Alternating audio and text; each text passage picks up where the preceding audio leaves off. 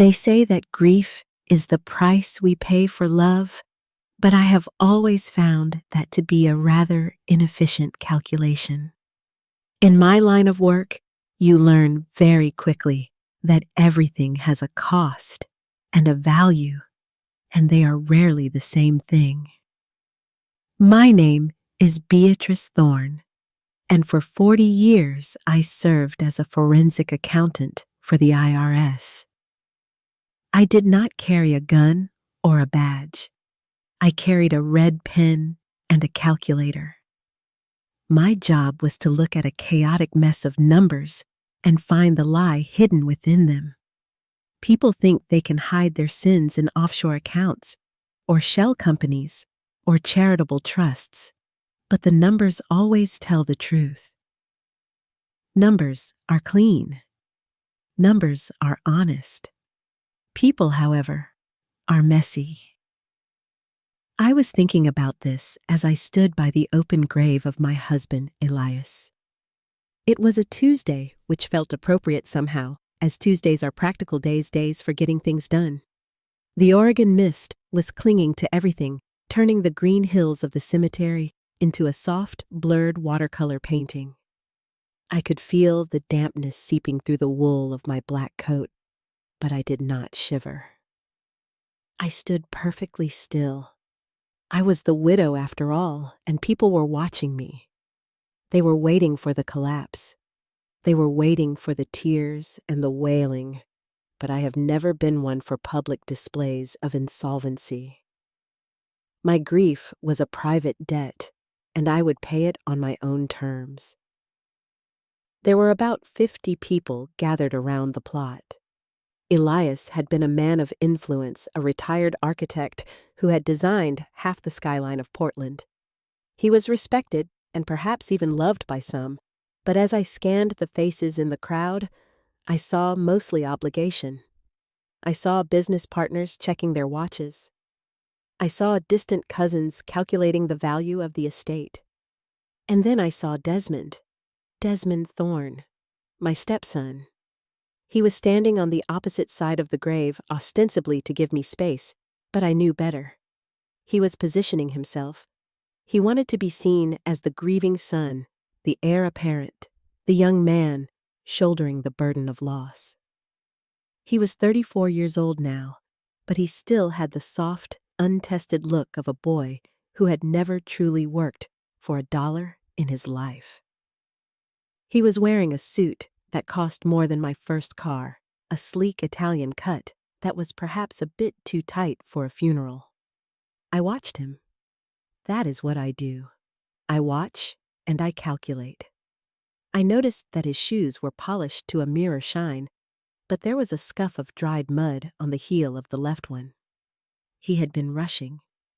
I noticed that he held a handkerchief to his eyes, but the cloth remained dry. And most importantly, I noticed his left hand. He kept adjusting his cuff, pulling back the sleeve of his jacket to reveal a heavy gold watch.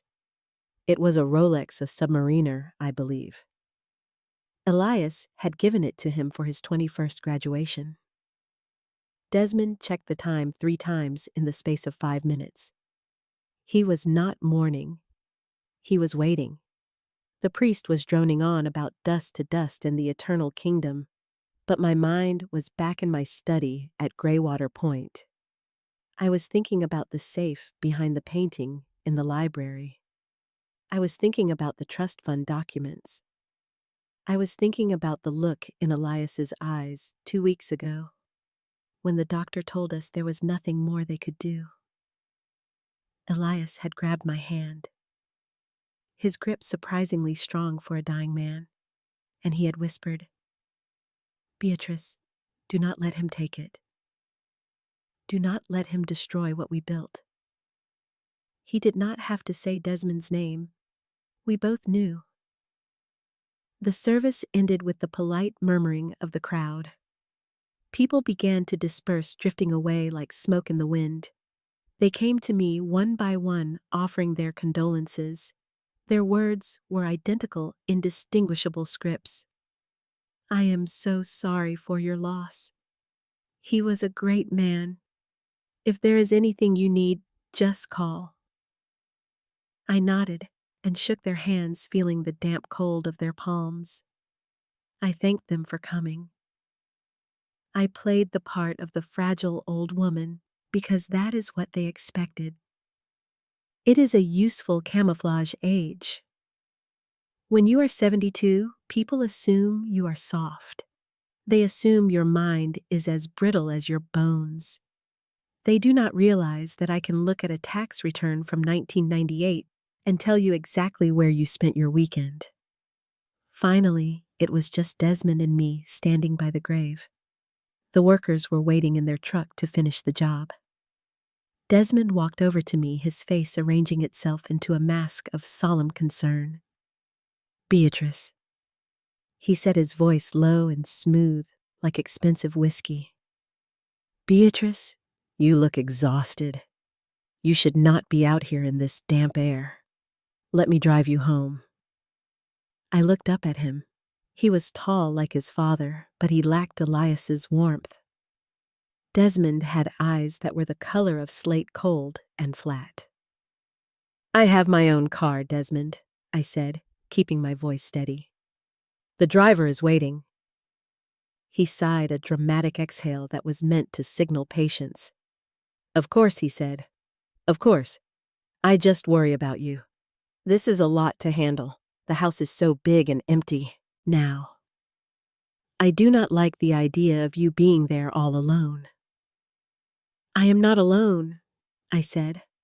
"I have the staff, and I have my memories." Desmond smiled, but it did not reach his eyes. "Memories do not pay the heating bill, Beatrice. Look, I was thinking. I have cleared my schedule for the next few weeks. My startup is practically running itself right now, so I have some time. I am going to come stay at the guest house, just for a little while, to help you sort through things. Dad had a lot of paperwork, and I know how overwhelmed you get with complex financial matters." I almost laughed. It took every ounce of my self-control not to laugh right in his face. He was worried I would get overwhelmed by paperwork. Me, the woman who brought down the insolvents of the cartel in the 90s, using nothing but a spreadsheet and a discrepancy in their fuel expenses. But I bit my tongue. I knew that if I refused him outright, he would just find another way. He would pry and push and perhaps do something desperate. It is a fundamental rule of auditing that you must let the subject believe they are in control until the trap is shut. "That is very kind of you, Desmond," I said, allowing my shoulders to slump slightly, feigning fatigue. "Perhaps you are right. There are so many boxes. I do not know where to begin." He brightened immediately, the predator sensing weakness. "Exactly," he said, touching my arm. "We will do it together. We will find everything that needs to be found."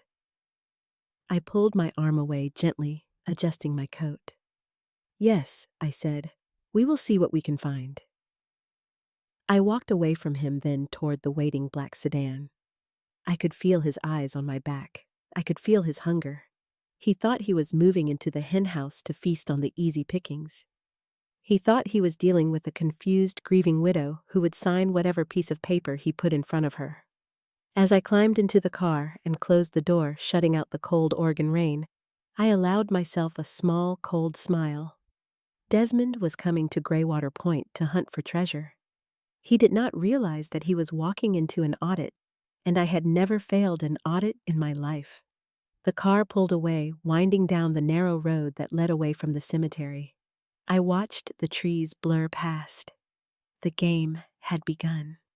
Elias was gone, and now it was just me and the wolf. I reached into my purse and pulled out my small leather notebook. I opened it to a fresh page. I wrote the date at the top, and then underneath I wrote a single line. Desmond Thorne, opening balance 0. Graywater Point has always been a house that breathes. It sits on a jagged spur of rock overlooking the Pacific Ocean, and when the wind comes in off the water, the whole structure seems to inhale. The windows rattle in their frames, and the floorboards groan under the weight of the gale. Elias loved this house because it felt like a fortress against the world. I loved it because it was honest. It did not pretend to be cozy or welcoming. It was a house that demanded respect. 2 days after the funeral, Desmond arrived. I watched from the second-floor window of the library as his car crunched over the gravel driveway. He was driving a vintage Mercedes convertible, a beautiful silver machine that I happened to know was leased through a company that had gone bankrupt 3 months ago. That was the thing about Desmond.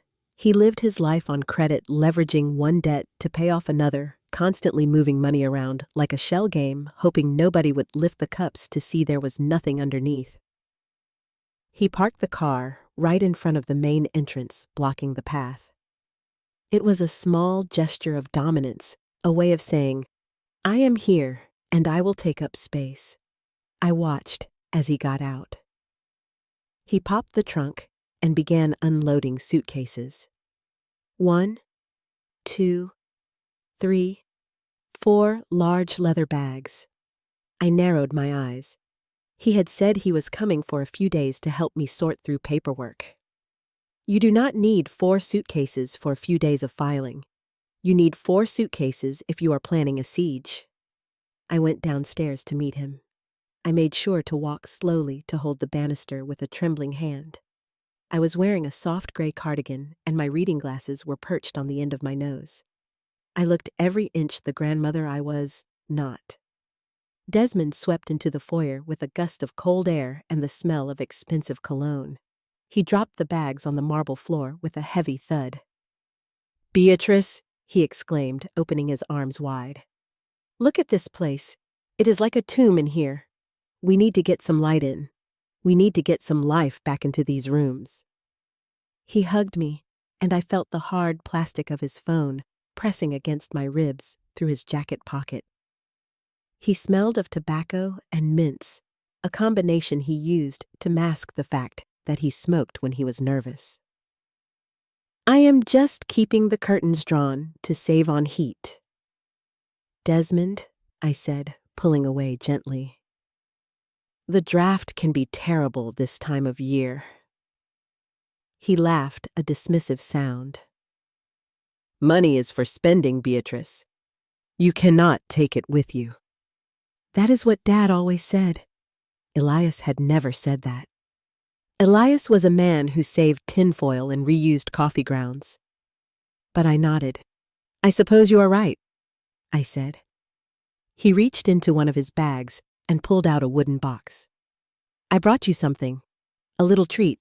It is a Chateau Margaux 1996. Dad's favorite. I thought we could toast to him tonight." I looked at the bottle. It was indeed an impressive vintage worth perhaps $800. I also knew that Desmond's credit cards were maxed out. I wondered who he had charmed or cheated to get this bottle. "That is very thoughtful," I said, taking the bottle. My hands shook just enough to make him nervous that I might drop it. He reached out to steady it, his fingers brushing mine. "Careful there," he said. "We do not want to waste good wine." That evening was a performance. Desmond took charge of the kitchen, insisting that I sit and rest, while he ordered takeout from the most expensive seafood restaurant in town. He poured the wine. He lit the fire in the great room. He played the role of the doting son perfectly. He talked about his childhood, about fishing trips with Elias that I knew had never happened. About business deals he was working on that sounded vague and improbable. I sipped the wine. It was excellent. I listened to him lie. The trouble with lying to a forensic accountant is that we are trained to listen for the gaps. We listen for the things that are not said. Desmond talked about his startup, a tech company that was going to revolutionize logistics, but he never mentioned a single client. He never mentioned revenue. He talked about investors who were lining up to give him money, but he did not name them. And then he started asking about the house. "So Beatrice," he said, swirling his wine in the crystal glass.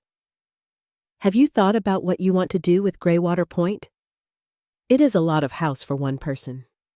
The maintenance alone must be a nightmare. It is manageable, I said softly. But is it safe? He pressed, leaning forward. You are out here all alone miles from town. What if you fell? What if there was a fire?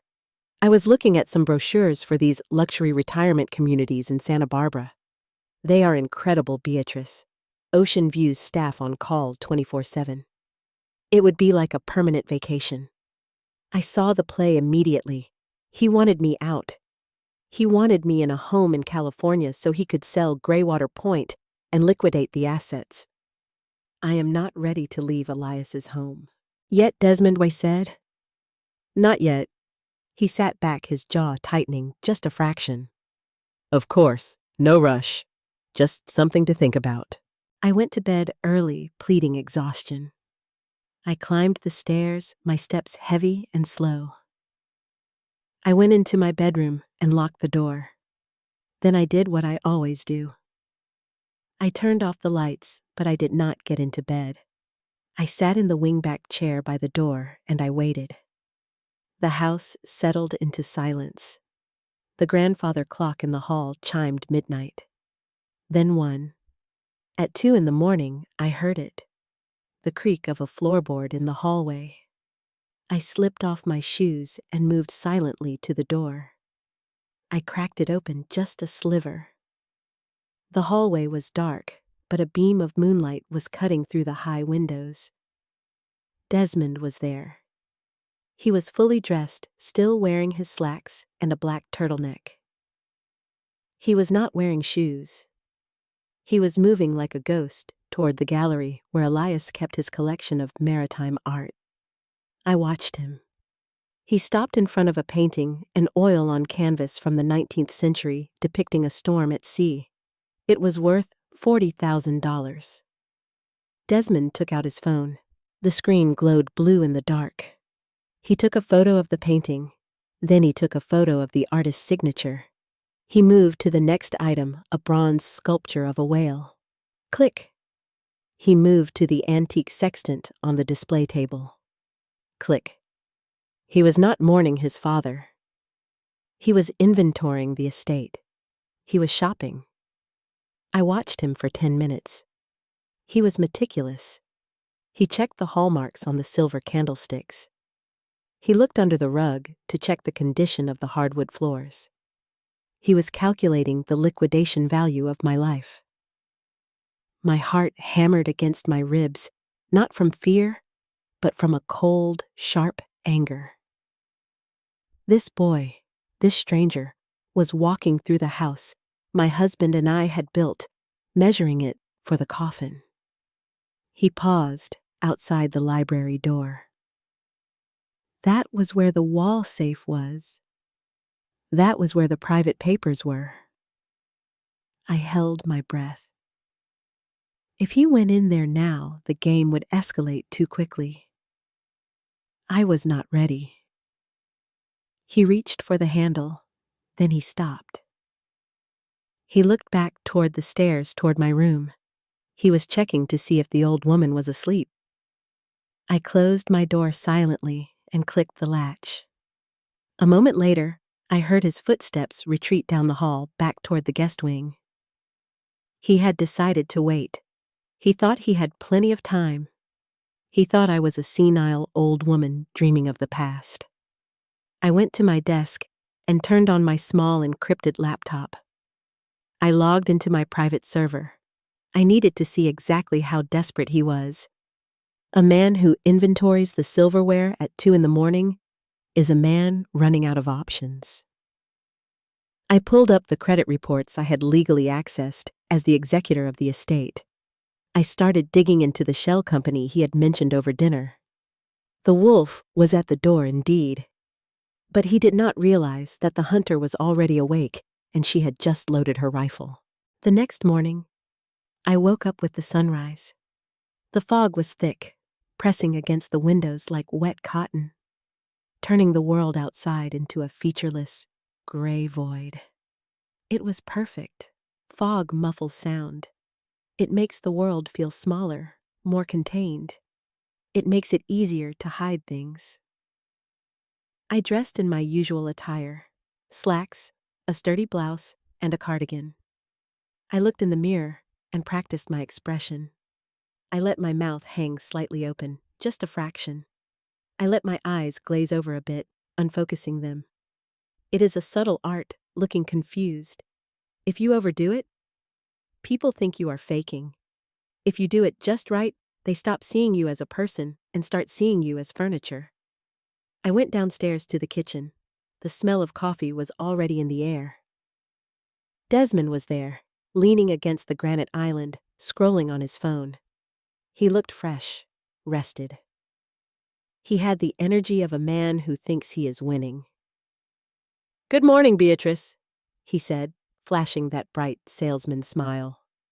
"I made coffee, French press, strong, just how Dad liked it." "Oh, thank you, Desmond," I said, my voice fluttering a little. "I didn't sleep well. The wind, it sounds like voices sometimes." He nodded sympathetically, pouring me a mug. "It's an old house. Old houses make noise. But hey, drink this. It'll wake you up." I took the mug. I noticed he had already added sugar. I hate sugar in my coffee. I drank it anyway. "I thought we could tackle the study today," Desmond said casually, blowing on his own cup. "Just get the big piles of paper sorted. Get it out of the way so you don't have to worry about it." "The study?" I asked, blinking. "Oh, yes, I suppose." Elias was so disorganized at the end. Elias was the most organized man I have ever known. His files were color-coded. His receipts were digitized. But Desmond didn't know that. We walked into the study together. It was a room of dark mahogany and leather, smelling of old paper and pipe tobacco. Desmond strode in like he owned it. He went straight to the large oak desk in the center of the room. "Where did he keep the will, Beatrice?" he asked. "And the trust documents? We should probably start with those." "In the filing cabinet, I think," I said, pointing vaguely to the corner. "Under L for legal, or maybe W for will. I can never remember." Desmond went to the cabinet. While his back was turned, I scanned the room. I have a habit, a professional tic, of memorizing the placement of objects. The stapler was always at a 45-degree angle to the blotter. The pen cup was always on the right. The stapler was straight. The pen cup was on the left. Someone had been in here. Before last night. My heart gave a cold little thud. Desmond had only arrived yesterday afternoon. He had been with me most of the time. When had he been in here? Then I remembered. The funeral. I had given him a key to the house in case of emergencies 2 weeks ago, when Elias first went into the hospital. I thought he might need to get in to check the pipes or feed the cat if I was stuck at the ICU. He had been here before, while Elias was dying. "Here it is," Desmond said, pulling a thick manila folder from the cabinet. "The last will and testament." He carried it to the desk and opened it. He flipped through the pages quickly, his eyes darting back and forth. He wasn't reading the legal boilerplate. He was looking for the numbers. I moved closer, peering over his shoulder. "Is it all there?" I asked. He paused. He flipped back a page, then forward again, his brow furrowed. "This is weird," he muttered. "Page 7, it jumps from Article 4 to Article 6. I leaned in. He was right. The page number skipped. Page 7 was missing. "Oh dear," I said. "Maybe he spilled coffee on it?" Elias was getting clumsy. "No," Desmond said, his voice hard. "This isn't a coffee stain, Beatrice. The page is gone. Someone removed it." He looked at me, and for a second, the mask slipped. The charming stepson vanished, and I saw the desperate, angry man beneath. "Did you take it?" he asked, his voice sharp. I recoiled, putting a hand to my chest. Me? Why would I take a page from my husband's will? I don't even understand half of what it says. He stared at me for a long moment, searching my face. I held my breath, keeping my eyes wide and bewildered. Finally, he exhaled, running a hand through his hair. Sorry, he said, forcing the smile back onto his face. Sorry, Beatrice. I'm just stressed. It's just strange, that's all. Article 5 usually covers specific bequests, personal items, account numbers. Oh, I said. Well, maybe the lawyer has a copy? I'll call them, he said quickly. Don't worry about it. Why don't you go rest? I'll finish sorting this. He wanted me out of the room. He wanted to tear the place apart looking for that page. All right, I said. I think I will go lay down. My head is pounding. I left the study, shuffling my feet. I closed the door behind me. As soon as the latch clicked, I straightened my spine. I walked silently down the hall to the kitchen, then out the back door into the garden. The missing page. I knew exactly where it was. I had taken it. 3 days before Elias died, he had called me to his bedside. He made me bring the will. He had torn out page 7 with his own shaking hands. This page, he had rasped, has the access codes for the Cayman account, the charity fund. If Desmond sees this, he won't wait for probate. He'll drain it dry. Hide it, Beatrice. Hide it until the money is moved. I had hidden it, but seeing Desmond's reaction confirmed everything. He wasn't just looking for an inheritance. He knew about the Cayman account. He knew exactly what was on that missing page, which meant he had seen the will before. He had broken in weeks ago, read the will, and planned this whole thing. He knew the money was there, and now he was panicking because the map to the treasure was gone. I walked through the wet grass to the old greenhouse. It was filled with orchids, Elias's other passion. I went to the potting bench.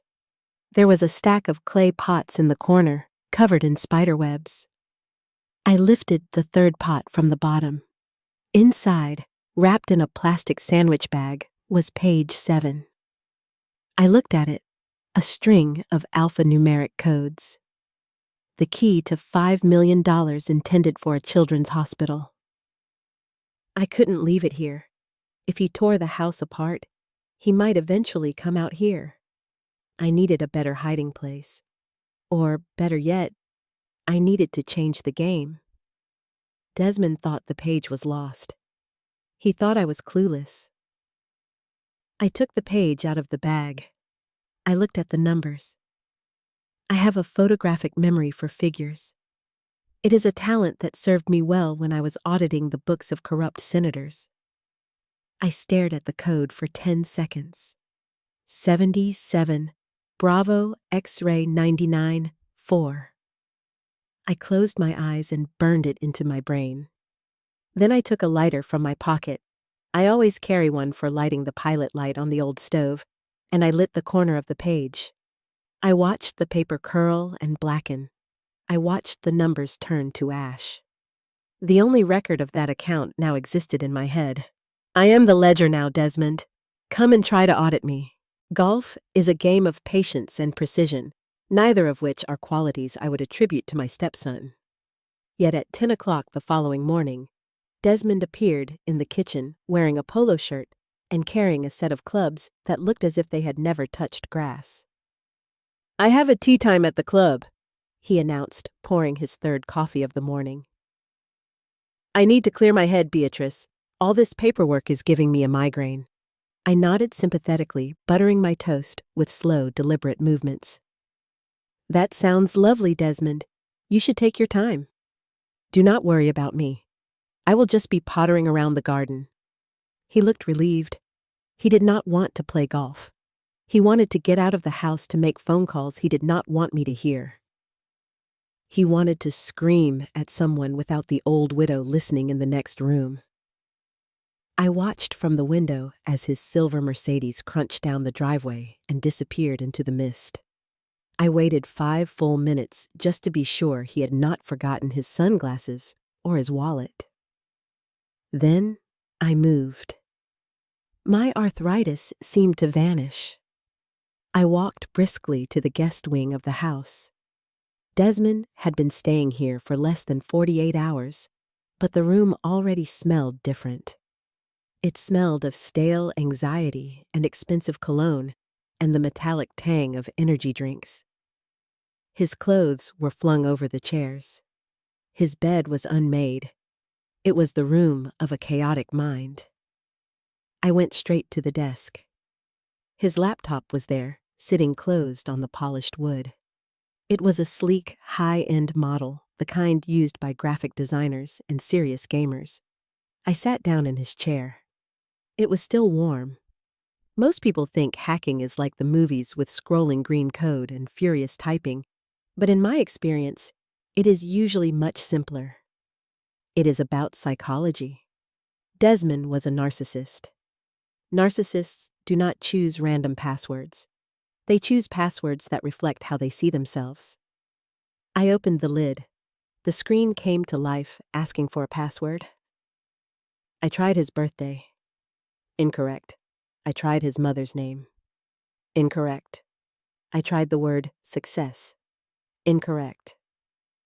Then I paused. I looked around the room. I looked at the vision board he had pinned up on the wall near the mirror. It was covered in pictures of yachts and Ferraris and a magazine cutout of Elon Musk. In the center in bold red marker, he had written a single word: Empire. I typed it in. Empire. Then I added the year he was born, 1991. Empire, 991. The screen unlocked. I felt a small, grim satisfaction. People are so disappointingly predictable. I did not have much time. I ignored his browser history, which I am sure was unsavory, and went straight to his email. I sorted by date. The inbox was a disaster zone. Unpaid bills. Final notices. Angry emails from investors asking where their money had gone. It was worse than I thought. Desmond was not just broke, he was drowning. Then I saw it. An email thread marked with a high-priority red flag. The sender was listed only as Vanguard Holdings. The subject line was Final Notice. I opened it. Mr. Thorne, your extension request has been denied. The principal sum of $500,000 plus the accrued interest is due in full by Friday at 5 p.m. If the funds are not transferred, we will be forced to initiate the collateral recovery protocol. You know what this entails. Do not disappoint us again. I checked the date. Today was Tuesday. Friday was 3 days away.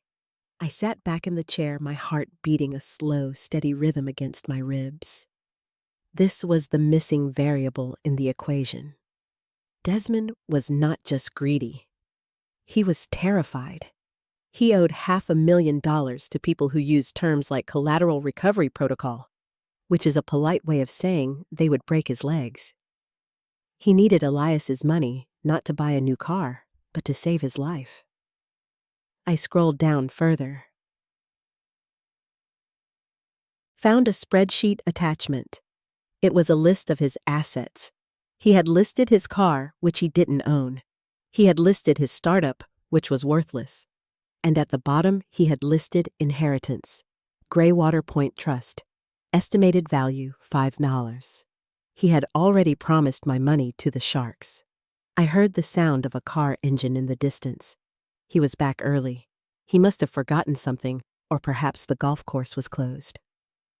I closed the email. I wiped the search history. I shut the laptop lid and used the hem of my sleeve to wipe my fingerprints from the keys and the casing. I stood up and smoothed my skirt. I walked out of the guest room and closed the door just as I heard the front door open. Beatrice? Desmond called out, his voice echoing in the foyer. Beatrice. Where are you? I am in the library. Desmond? I called back, my voice trembling just enough. I was looking for a book to read. He appeared in the doorway a moment later. He looked flushed. There was a sheen of sweat on his forehead. "Did you have a good game?"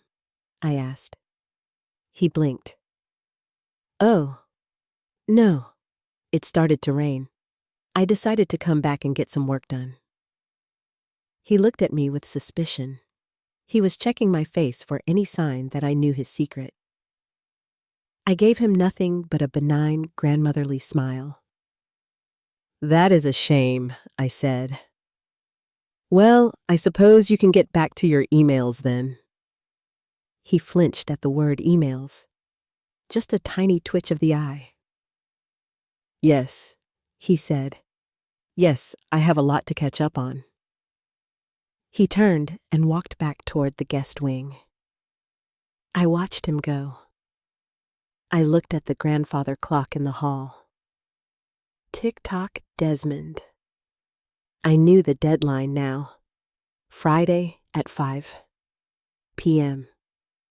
That meant I had 3 days. In 3 days, he would become desperate. In 3 days, he would stop asking nicely and start taking. I needed to accelerate my plan. I needed to make him believe the money was within his reach, so that he would focus on the treasure hunt instead of focusing on me. I went into the kitchen and made myself a cup of herbal tea. I needed to be calm. I needed to be sharp. The audit was entering its most dangerous phase. In the world of accounting, there is a technique known as data manipulation. It is when someone subtly alters the numbers in a ledger, just a fraction of a percent here and there, hoping to change the final total without raising an alarm. They try to change the reality of the finances by shifting the variables. Psychological warfare is much the same thing. You move the variables of a person's life until they can no longer calculate their own sanity. The term for it is gaslighting.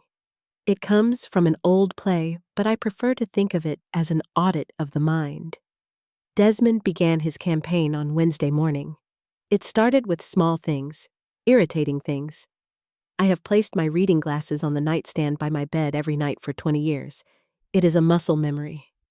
I take them off. I fold the arms, and I place them next to the lamp. But on Wednesday morning, they were not there. I patted the wooden surface, my heart giving a small flutter of panic. I searched the floor. I searched the covers. I found them eventually downstairs in the kitchen inside the refrigerator, resting on a carton of milk. Desmond was sitting at the table eating toast when I found them. He looked up, his face a mask of concern. "Beatrice, what is it?" "You look pale." "I found my glasses in the refrigerator, Desmond," I said, holding them up.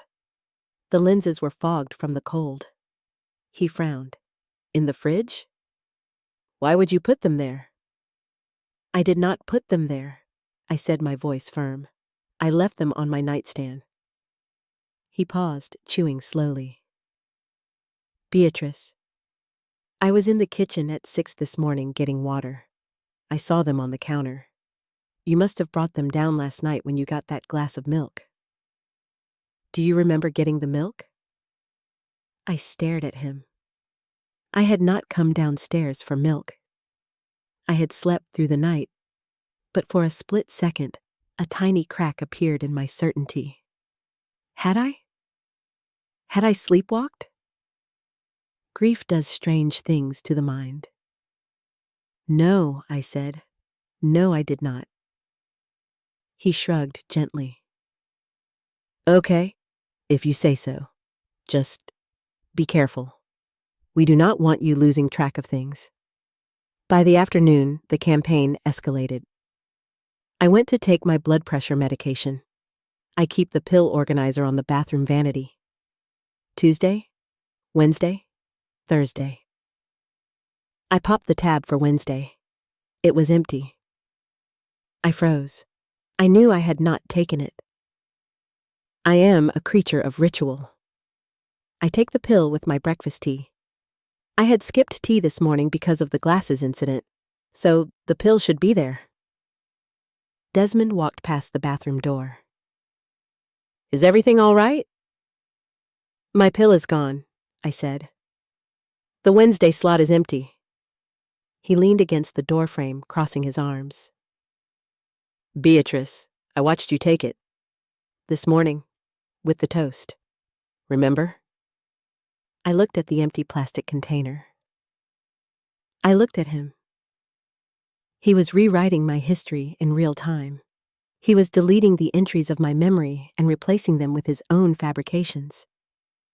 I do not remember that I stammered playing the part he wanted me to play.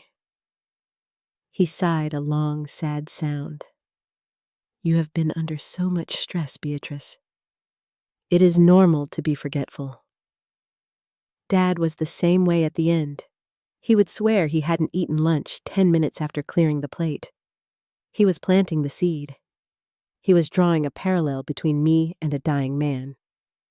He wanted me to believe that my processor was failing. But the true terror came that night. I went to bed at 10, keeping my door locked. I lay in the dark listening to the house.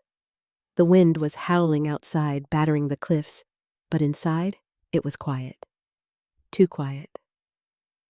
I fell into a light, dozing sleep. I woke up suddenly. I did not know what had woken me. A sound? A feeling? Then I smelled it. It was faint at first, a sweet, chemical, sickly scent drifting under my door. Rotten eggs. Mercaptan. Gas. I sat up, my heart hammering against my ribs like a trapped bird. I grabbed my robe and fumbled with the lock. I threw the door open. The smell was stronger in the hallway. It was coming from downstairs. I rushed down the stairs, my hand gripping the banister. The smell was overpowering in the kitchen. I covered my mouth with my sleeve. The gas stove. All 4 burners were turned to the on position, but there was no flame. The gas was hissing out, filling the room with an invisible poisonous cloud. I lunged forward and twisted the knobs off. Snap. Snap. Snap. Snap. The hissing stopped. I stood there trembling in the dark kitchen, my lungs burning. If I had lit a candle, if the refrigerator motor had sparked, the whole house would have been a crater. Beatrice? The voice came from behind me. I spun around. Desmond stood in the doorway of the kitchen.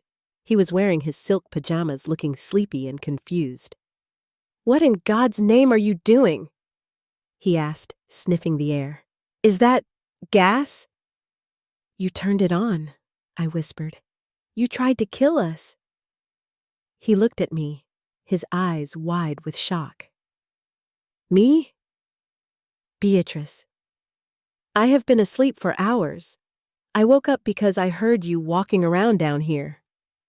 I did not walk around, I hissed. I was in bed. I smelled it.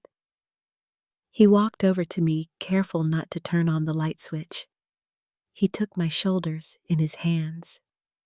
Beatrice, look at me. You came down here.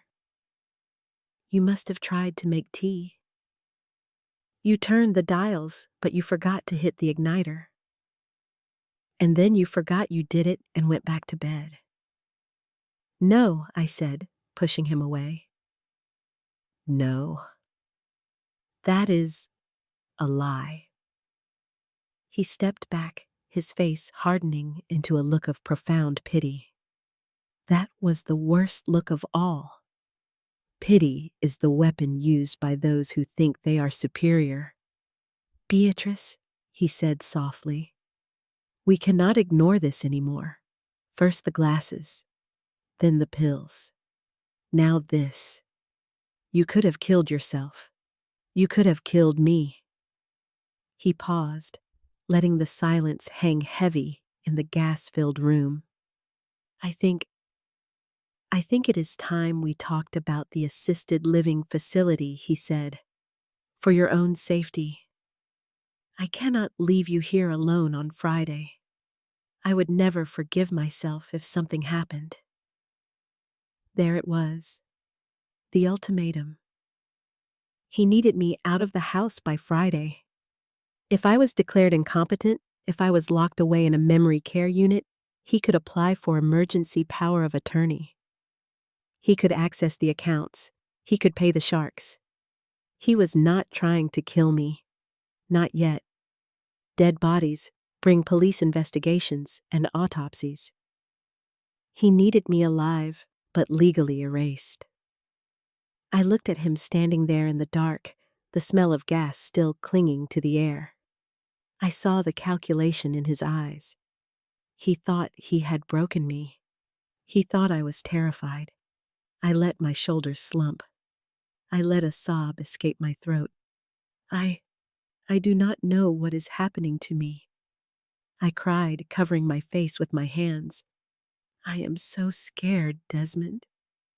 He stepped forward and hugged me. It was a cold embrace. Shh, he soothed, patting my back. It is okay. I will take care of everything. I will call the facility in the morning. We will get you somewhere safe, somewhere they can watch you. Thank you, I whispered into his shoulder. Thank you, Desmond. He smiled. I could hear the smile in his voice. You just go back to bed, Beatrice. I will air out the kitchen. Leave everything to me. I walked back up the stairs, slowly leaning heavily on the rail. I went into my room and locked the door. I did not go back to bed. I went to the window and opened it, breathing in the cold, clean ocean air. I needed to clear the poison from my lungs. He thought he had won. He thought I was ready to sign my life away. But he had made a mistake. A forensic accountant notices the anomalies. The stove in the kitchen was an old industrial wolf range. The knobs require a push and turn motion. They are stiff. You cannot turn them by accident. You cannot brush against them. You have to mean it. He had turned them, and tomorrow I was going to turn the tables. He wanted a confused old woman? I would give him one. I would give him a woman so confused, so erratic, that she would lead him straight into a trap of his own making. I looked at the clock. It was 3 a.m. on Thursday. The deadline was 38 hours away. I sat down at my desk and pulled out a fresh sheet of paper. I needed to forge a document. It was time to create the fake ledger. If he wanted a treasure hunt, I would give him a map. But this map would not lead to gold. It would lead to a dead end. Thursday arrived with a heavy, suffocating silence. The storm outside had passed, leaving behind a stillness that felt more dangerous than the wind.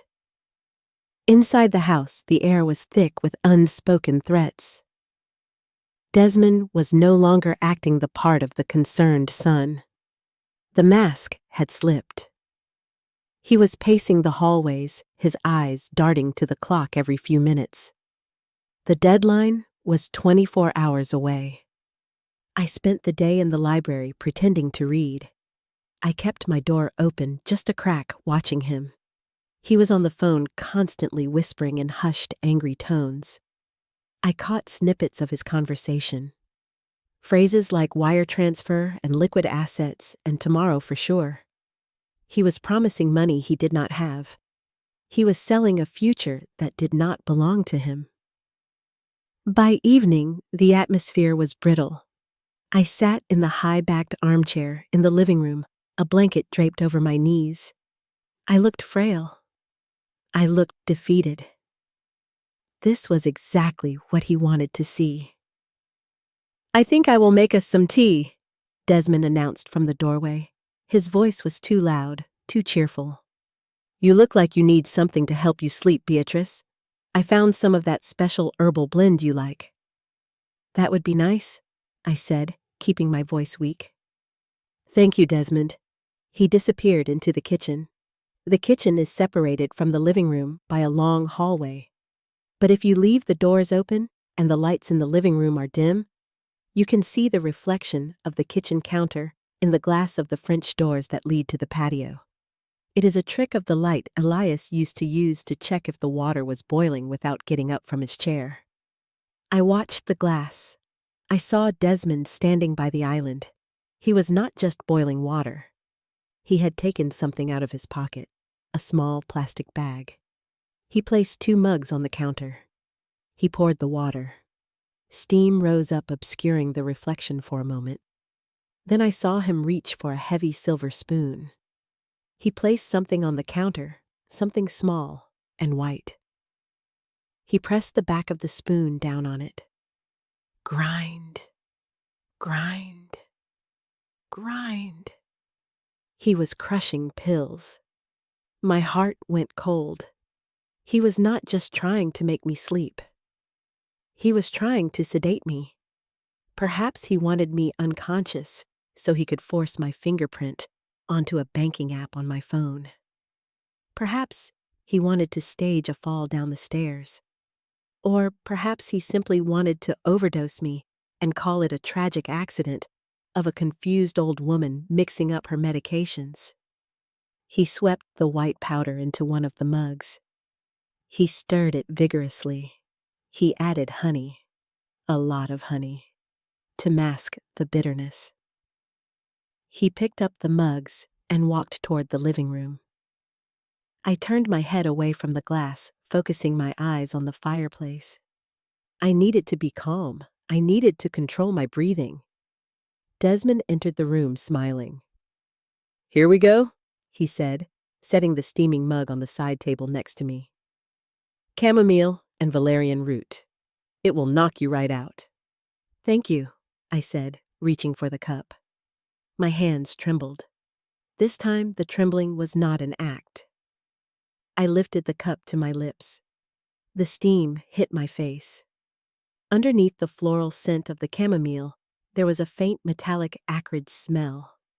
It smelled like chalk and chemicals. I pretended to take a sip.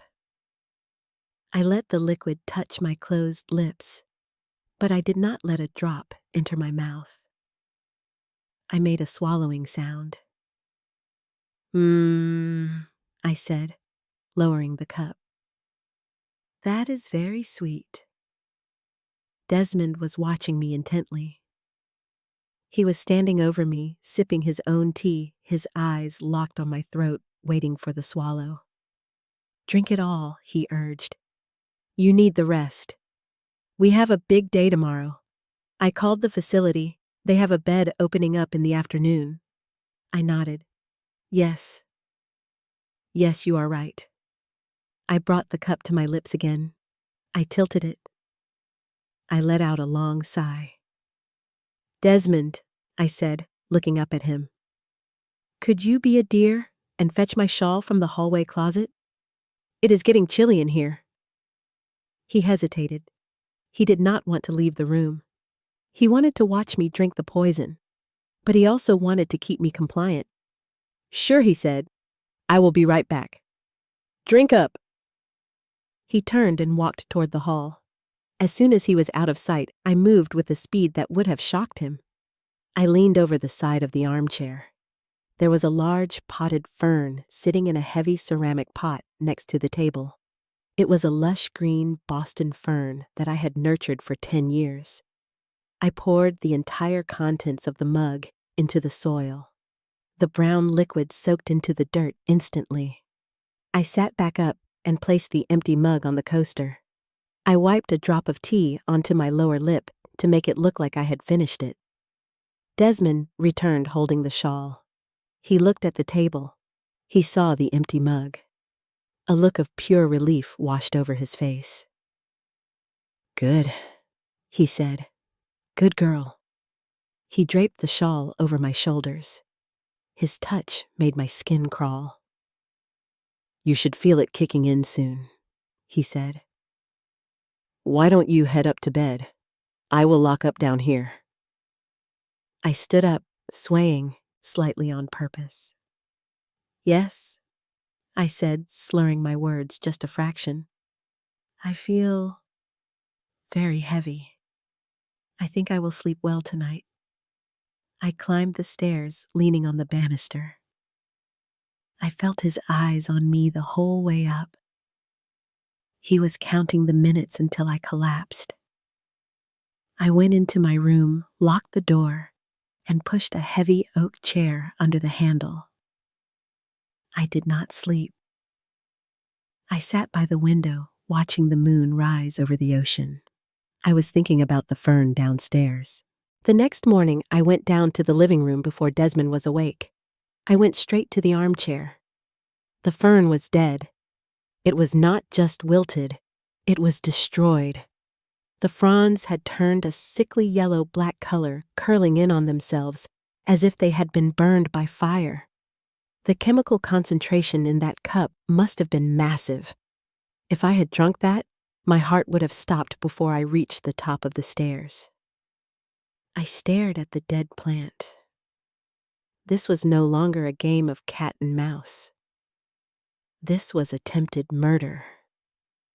Desmond walked into the room, stretching and yawning. He froze when he saw me standing there. He expected to find me comatose in my bed.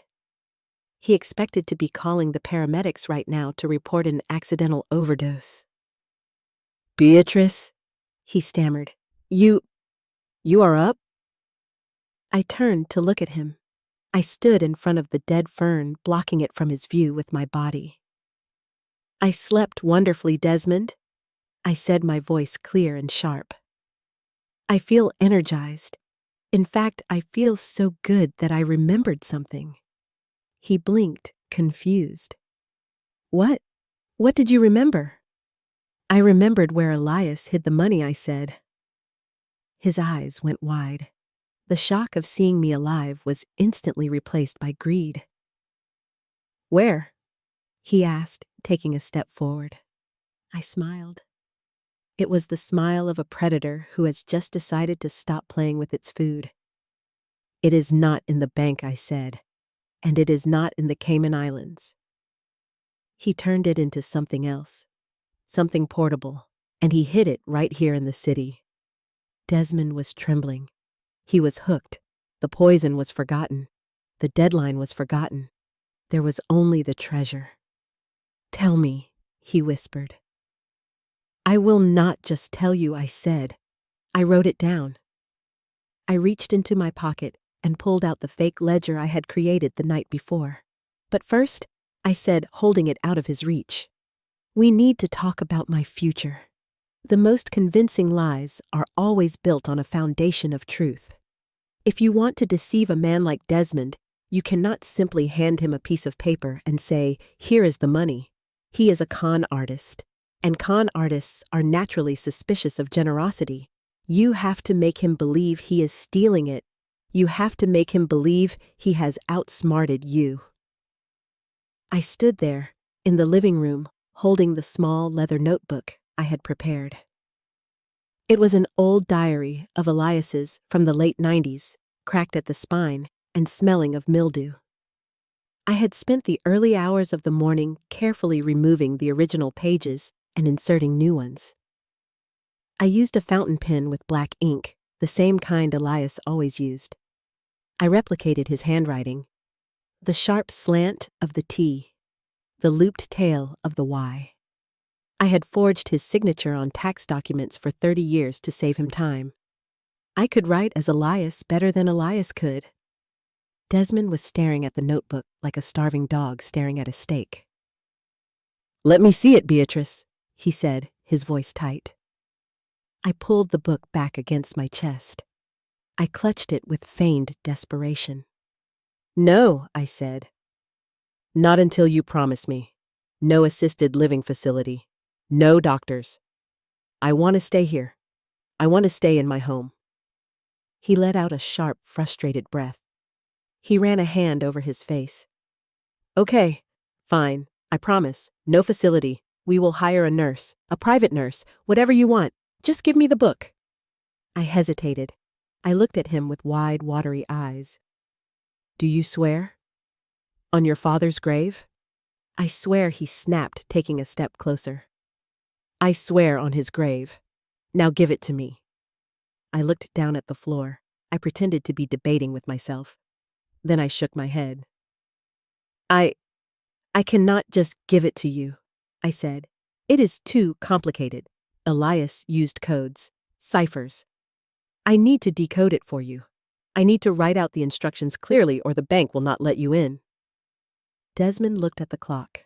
It was 8 in the morning on Thursday. He had 33 hours left. Fine, he said through gritted teeth. Fine, go to the study. Write it out. But do it fast, Beatrice. We are wasting time. I nodded slowly. I will. I just need some tea. Real tea this time. And then I will get to work. I walked past him, feeling the heat radiating from his body. He was vibrating with adrenaline. I went to the kitchen and made a cup of Earl Grey. I took my time. I let the kettle whistle for a few extra seconds just to spike his blood pressure. Then I went to the study and closed the door. I sat at the heavy oak desk. I opened the notebook. The page I had forged was a masterpiece of fiction. It listed a series of deposits made between 1998 and 2005. Large sums withdrawn from the construction business and converted into bearer bonds. Bearer bonds are a relic of the past. They are unregistered bonds that belong to whoever physically holds the paper. They are the preferred currency of money launderers and tax evaders because they leave no digital trail. They are as good as cash. And Elias had always talked about how much he missed the old days of anonymous banking. Desmond would believe it. Instantly, I wrote out the translation on a sheet of crisp stationery. Location, Union Vault and Trust. Downtown Portland. Box number 882. Access code 77, Blue Gull. Contents, Series E bearer bonds. Total face value, $4.2 million.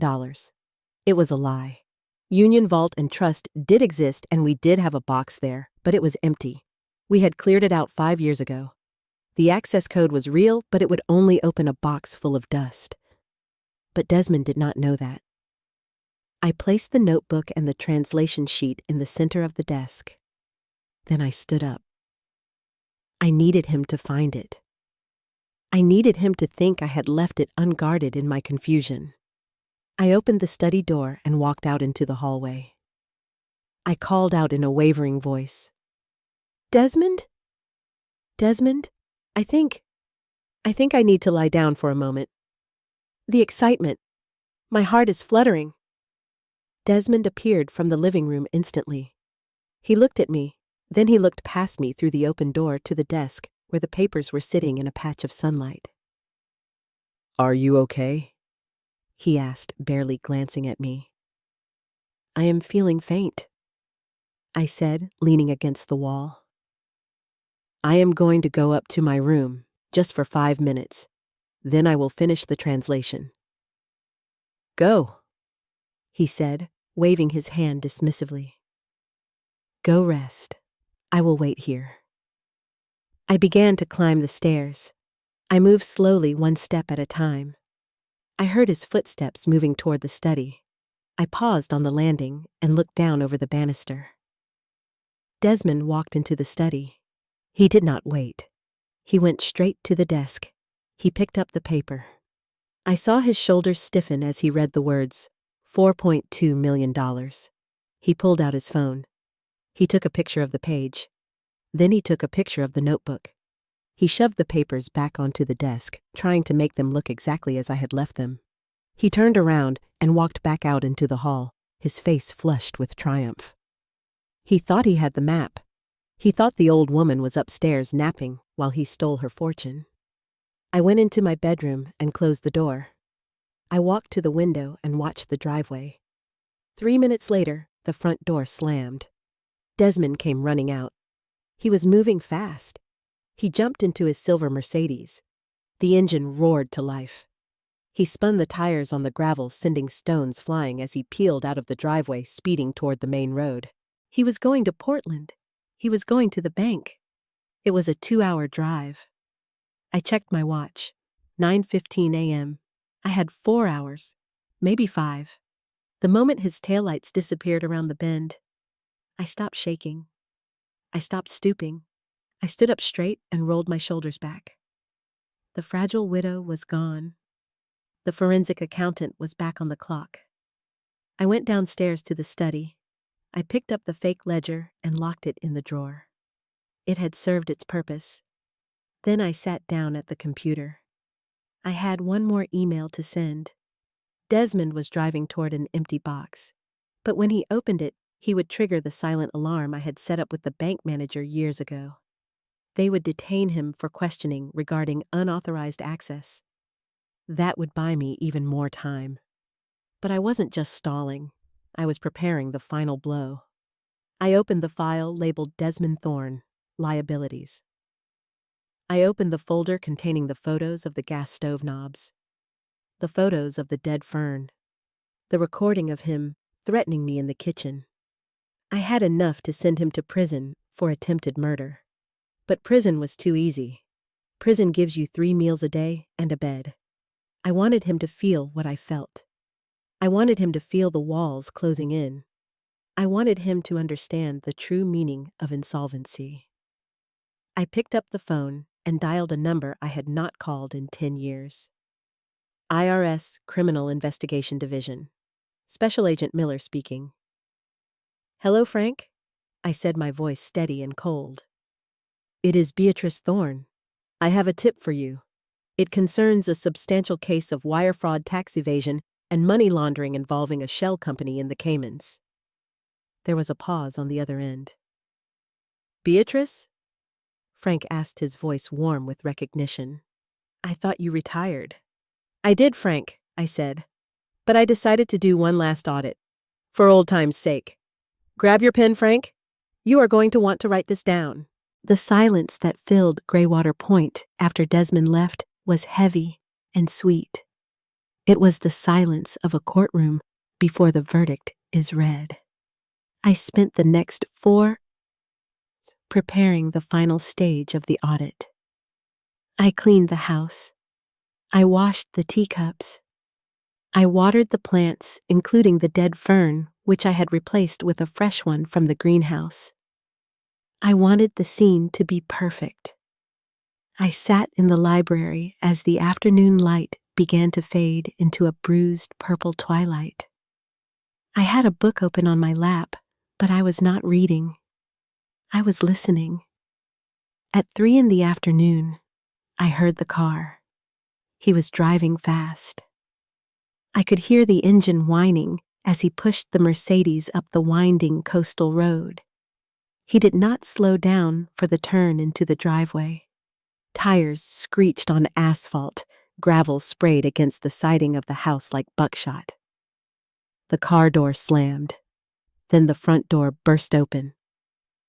"Beatrice!" he roared. His voice cracked with a mixture of rage and panic. I did not move. I stayed in my armchair, my hands folded over the book. I adjusted my glasses. "I am in the library. Desmond," I called out calmly. He appeared in the doorway a moment later. He looked like a man who had been through a war. His hair was wild, standing up in tufts where he had run his hands through it. His tie was loosened, hanging askew around his neck. There was a coffee stain on his shirt. He was sweating, despite the chill in the air. He marched over to me and slammed a piece of paper down on the small table next to my tea. "Sign this," he commanded. I looked at the paper. It was a general power of attorney document. It was cheap standard boilerplate, likely downloaded from the internet and printed at a copy shop within the last hour. I looked up at him, blinking slowly. "Desmond? You look terrible. Where have you been? I thought you were in the guest room working." He waved his hand, impatiently dismissing my question. "Never mind that. I went to the bank. To Union Vault and Trust." I feigned a gasp. "The bank?" "But Desmond, you cannot go there. I told you, it is complicated."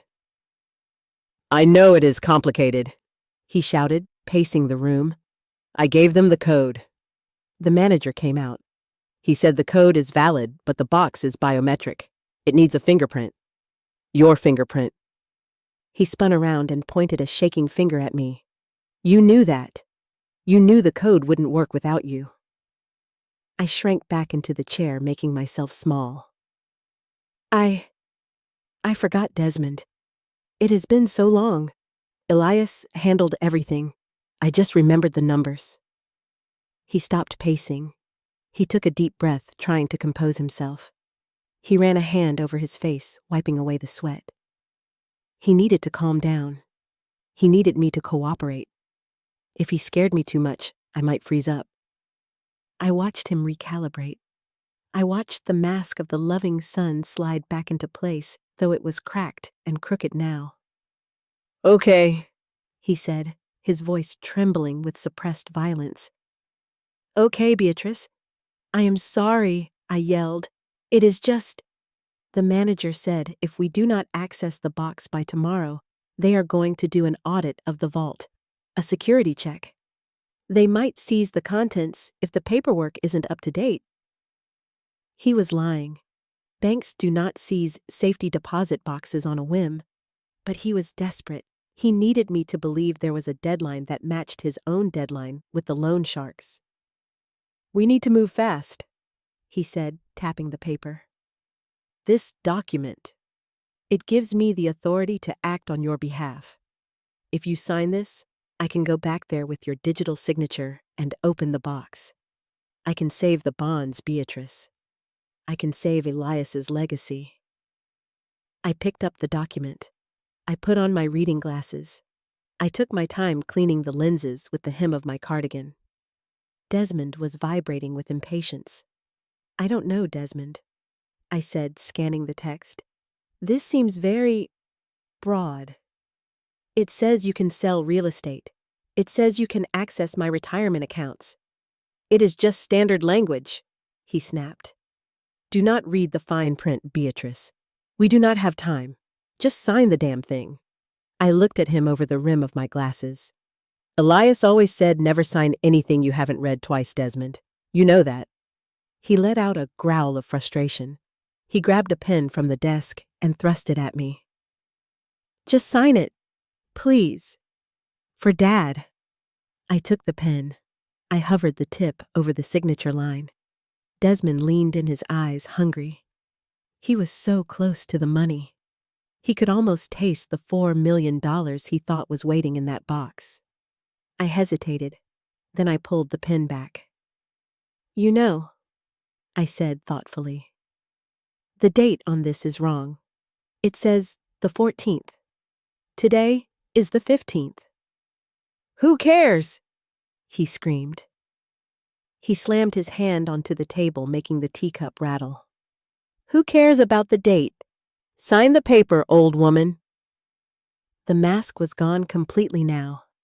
The predator was out in the open. I looked at him, and for the first time I let him see that I was not afraid. I dropped the confused widow act just for a second. I looked at him with the cold, analytical eyes of a federal auditor. I will not sign an incorrect legal document, Desmond, I said firmly. It would be invalid, and I will not be bullied in my own home. He stared at me, shocked by the sudden change in my tone. He stepped back. His eyes narrowed. You are playing games, he whispered. You have been playing games this whole time. I stood up. I am not playing games. I am being thorough. If you want that money, you will have to take me to the bank yourself. Tomorrow morning. He looked at the clock. It was too late to go back today. The bank was closed. He had to wait until Friday morning, the day his debt was due. Fine, he hissed. Fine, tomorrow morning. First thing. We drive into the city. You open the box. You give me the bonds. And then... He didn't finish the sentence. He didn't have to. I knew what came after the and then. Once he had the bonds, I would have an accident, a fall from the cliffs, a gas leak, a mix-up with my pills. Then I am going to bed, I said, placing the unsigned document on the table. I suggest you get some sleep, Desmond. You look like you're about to collapse. I walked past him. He didn't move. He stood there in the darkening library, breathing hard, staring at the piece of paper that was worth nothing. I walked up the stairs, feeling the adrenaline coursing through my veins. The trap was set. Tomorrow, I would get him into the car. Tomorrow, I would drive him not to the bank, but to the wolf's den. I went into my room and locked the door. I checked my phone. There was a text message from Frank Miller. Team is ready. We will be tracking your GPS. Just get him in the car. I smiled. The audit was almost closed, but as I lay down, I heard a sound that made my blood run cold. Downstairs in the hall, the sound of a key turning in a lock. Not the front door. The basement door. The basement where the circuit breaker was. Where the phone line junction box was. Desmond wasn't going to sleep. He was cutting me off from the world. He was making sure that tonight I couldn't call for help. The lights in my bedroom flickered once. Then they went out. Pitch black. I sat up in the dark. The chase was over. The siege had begun. Darkness is never truly absolute. Even in a house perched on the edge of a cliff, with the power cut and the curtains drawn, there are shades of black. There is the charcoal gray of the window frame against the night sky. There is the inky pool of shadow in the corner where the wardrobe stands. And then there is the pitch-black void of the hallway beyond the door where the predator is waiting. I sat on the edge of my bed. I did not move. I did not panic. Panic is an emotional expenditure that I could not afford. My heart was beating a fast, steady rhythm, but my mind was cold. I was calculating the variables. Desmond had cut the power. He had cut the phone lines. My cell phone was in my pocket, but the signal at Greywater Point is notoriously unreliable, and without the Wi-Fi booster, I had 0 bars. I was effectively an island. I heard his footsteps on the stairs. They were not the footsteps of the charming stepson or the concerned caregiver. They were heavy and deliberate. Thud, thud, thud. He was not trying to be quiet. He wanted me to hear him coming. He wanted the sound of his approach to break me down before he even reached the door. He stopped outside my bedroom. I saw the beam of a flashlight cut through the gap under the door, sweeping back and forth like a searchlight. Beatrice, he said. His voice was muffled by the oak, but it carried a terrifying calmness. Open the door. It is pitch black. You might hurt yourself in there. I said nothing. I reached out to the nightstand and wrapped my hand around the base of a heavy brass lamp. It was an antique, solid and cold. It weighed about 5 pounds. Not a gun, but enough to shatter a kneecap or a wrist if applied with sufficient force. Beatrice, he said again, louder this time. Do not make me break it down. I do not want to damage the property value. I stood up slowly, moving silently in my stocking feet. I backed away from the door, putting the heavy wingback chair between me and the entrance.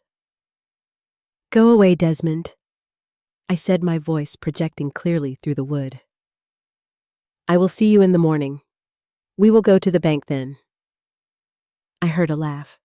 It was a dry, brittle sound. We are not waiting until morning. I have been thinking, Beatrice. I have been doing some calculations of my own. If we wait until morning, you might change your mind. You might try to stall. I want the signature now. Tonight. By flashlight. I gripped the lamp tighter. I will not sign anything in the dark. Then I will bring the light to you.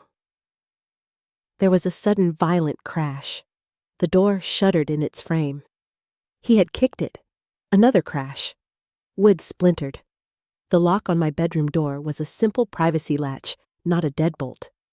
It was not designed to withstand the force of a desperate man who owed $500,000 to the mob. Crash. The frame gave way with a sickening crack. The door swung open, banging against the wall. The beam of the flashlight blinded me instantly. It sliced through the darkness, pinning me against the far wall like a specimen in a jar. I raised my hand to shield my eyes, blinking against the glare. Desmond stepped into the room.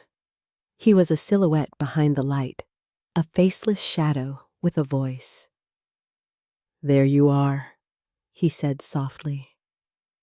He swept the light around the room. He saw the barricaded chair. He saw the brass lamp in my hand. He chuckled. "Put it down, Beatrice. You are not going to hit me. You are a nice old lady who knits and drinks tea. You do not have the stomach for violence." He was making a classic valuation error. He assumed that because I was old, I was harmless. He did not know that I had once stared down a cartel money launderer in a deposition room without blinking. I lowered the lamp slightly, but I did not let go. "What do you want, Desmond?" "I told you," he said, stepping closer.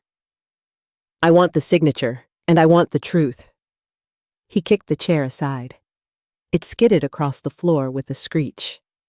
He closed the distance between us until he was standing 3 feet away. The light was dazzling. I could smell the stale sweat and the alcohol on his breath. He had been drinking to work up the courage for this. He lowered the flashlight slightly so it wasn't directly in my eyes. I could see his face now. It was twisted into a sneer of pure contempt. "You think you are so smart?" he spat. "You think I didn't see you watching me? Judging me? Just like he did." He gestured vaguely around the room. "My father, the great Elias Thorne, Saint Elias. Everyone thought he was a genius. Everyone thought he was a pillar of the community. But he was a miser. A cold, selfish miser." He stepped closer, invading my personal space. He forced me to look up at him. "He had millions, Beatrice, millions. And what did I get? An allowance? A lecture about hard work? I was his son. It was my money. It was mine by right." He leaned in his face inches from mine. "And then he married you. The boring accountant, the woman who counts pennies. He left it all to you just to spite me, just to teach me one last lesson from the grave." This was it, the confession. He wasn't just doing this for the debt. He was doing it for revenge. He hated his father, and because his father was dead, he had transferred that hatred onto me. I looked him in the eye. I did not flinch. "He did not leave it to me to spite you, Desmond," I said quietly. "He left it to me because he knew I would protect it. He knew you would burn through it in a year. Just like you burned through your trust fund. Just like you burned through your investors' money." His hand shot out and grabbed my wrist. His grip was painful, crushing the fragile bones. He wrenched the lamp out of my hand and threw it across the room. It crashed into the vanity, shattering the mirror. "Shut up!" he screamed. Spittle flew from his lips, landing on my cheek. "Do not talk to me about money. You know nothing about my life. You know nothing about what I have built. You have built nothing," I said, my voice cold and hard. "You have built a house of cards, Desmond, and it is collapsing. I saw your emails. I saw the notice from Vanguard Holdings. You owe $500,000. You are terrified." He froze. The anger drained out of his face for a split second, replaced by shock. You saw?" "I hacked your laptop," I said. I am a forensic accountant, Desmond. Did you really think a password like Empire 1991 would stop me? He stared at me. His mouth worked, but no sound came out. The realization was washing over him. The confused old widow was a lie. I had been one step ahead of him the entire time. His grip on my wrist tightened until I gasped in pain. "If you know," he whispered, his voice dropping to a dangerous low register. "If you know, then you know I have nothing to lose." He pulled a knife from his belt. It was a kitchen knife, one of my good Wusthof blades. The steel glinted in the flashlight beam. "Sign the paper, Beatrice. Sign it now, or I will carve my name into your arm." I looked at the knife. Then I looked at him. I summoned every ounce of authority I had left. "Desmond, listen to me. If you hurt me, you get nothing. The bank requires my biometric scan. If I am dead, or if I am in the hospital, I cannot open the box. And if that box isn't opened by noon tomorrow, your friends at Vanguard Holdings will come for you." I paused, letting the logic sink in. "You need me whole. You need me walking. You need me smiling at the bank teller." He hesitated. The knife wavered. He knew I was right. He was trapped by the logistics of his own greed. I took a breath. "I will sign nothing tonight. I will not sign under duress. But tomorrow morning at 8 o'clock, I will get in that car with you. I will go to the bank. I will open the box. And I will give you the bonds." "Why?" he asked suspiciously. "Why would you help me if you know I tried to kill you?" "Because I want you out of my house," I said. "I want you out of my life. Take the money. Go to the Caymans. Go to hell for all I care. Just leave me alone." He studied my face, searching for the lie.